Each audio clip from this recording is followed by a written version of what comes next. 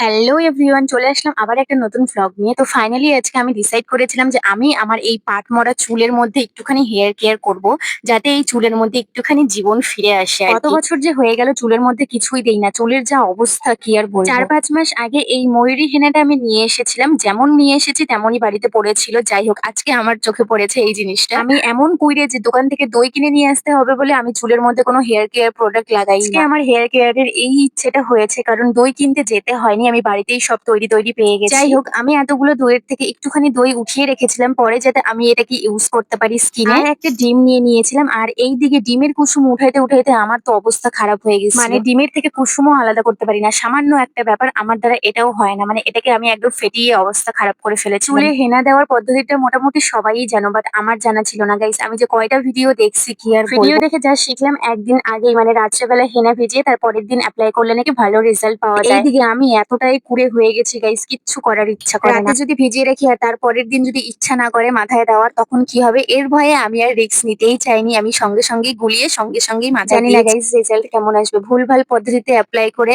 আবার আমি ভালো রেজাল্টের আশা করি। আমি সচরাচর হেনা ইউজ করলে ব্ল্যাকটাই করি, বাট আমার একটুখানি হয়তো সেদিন ইচ্ছে হয়েছিল ব্রাউনি ব্রাউনি একটা ব্যাপার আনা। ফেললাম ইউজ করার পরে, জানি না আমার চুলে ব্রাউন কালারটা কেমন লাগবে। এটাকে গোলার পরে আমি 1 ঘন্টা রেস্ট রেখেছিলাম, আর আমি চলে গিয়েছিলাম পেঁপে আনতে। মানে ছাদ থেকে মা পেঁপে ফেলেছে, আর নিচে এমন ভাবে ফেলেছে যে একদম পেঁপেটা ফেটে 2 ফাঁক হয়ে গেছে। এত উপর থেকে যদি পেঁপেটা ফেলে সেটা কি আর আস্ত থাকে, আর একদম ফেটে টেটে শেষ হয়ে গেছে। আর আমি নাকি বলে ফাটিয়ে দিয়েছি, আমার মায়ের বক্তব্য। আমি ভেবেছিলাম যে এটা হয়তো পাকা পেঁপে, বাট না, এটা হচ্ছে ঠিকভাবে পাকেইনি এখনো। মা নাকি এটাকে তরকারি করার জন্য পেরেছে। এতে এসে দেখি মা সিঁড়িতে জল ঢালছে। প্রায় কিছুদিন হয়ে গেছে যে আমাদের সিঁড়ির কাজ কমপ্লিট হয়েছে, তার জন্য বলেছে মিস্ত্রিরে যে সুন্দর করে এটাকে ভিজিয়ে রাখতে, সবসময় জল টল দিয়ে রাখতে। জল দেওয়ার পর যে এই ঠান্ডা ঠান্ডা ভাবটা ছিল গাইস, কি আর বলবো, জাস্ট মনে হচ্ছিল ওখানে শুয়ে পড়ি। এতটাই মানে এসি ফেল হয়ে গিয়েছিল। এইদিকে আমার জামা কাপড়গুলো সুন্দর সুন্দর কাজে এখানে লাগিয়ে দেওয়া হয়েছিল, মানে সুন্দর কাজে, বুঝতেই পারছো। আমি হেনাটা ভিজিয়ে রেখেছিলাম, বাট আমার মনের মধ্যে একটাই কোয়েশ্চেন ছিল যে আমি যে ব্রাউন কালারের হেনাটা ইউজ করব,